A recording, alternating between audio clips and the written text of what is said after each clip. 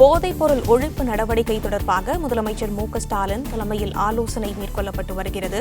போதைப்பொருள் ஒழிப்பு நடவடிக்கை தொடர்பாக தலைமை செயலகத்தில் அதிகாரிகளுடன் முதலமைச்சர் மு.க.ஸ்டாலின் ஆலோசனை மேற்கொண்டு வருகிறார். இதை பற்றின மேலும் விவரங்களை செய்தியாளர் கார்த்திகேயன் வழங்க கேட்கலாம். கார்த்திகேயன் வணக்கம். தகவல்கள் என்ன பகிரலாம்?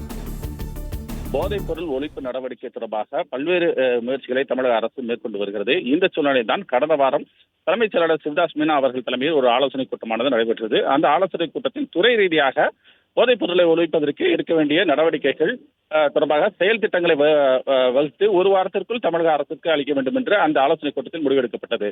அந்த அடிப்படையில் துறை ரீதியாக எடுக்கப்பட்டிருக்கக்கூடிய அந்த செயல் திட்டங்கள் என்ன, அதாவது இந்த போதைப் பொருளை ஒழிப்பதற்கு துறை ரீதியாக இருக்கக்கூடிய செயல் திட்டங்கள் என்ன என்பதை தற்போது உருவாக்கியிருக்கிறார்கள். அந்த செயல் திட்டங்களை அடிப்படையாக கொண்டுதான் தற்போது முதலமைச்சர் மு.க.ஸ்டாலின் அவர்கள் தலைமையில் இந்த ஆலோசனை கூட்டமானது நடைபெற்று வருகிறது.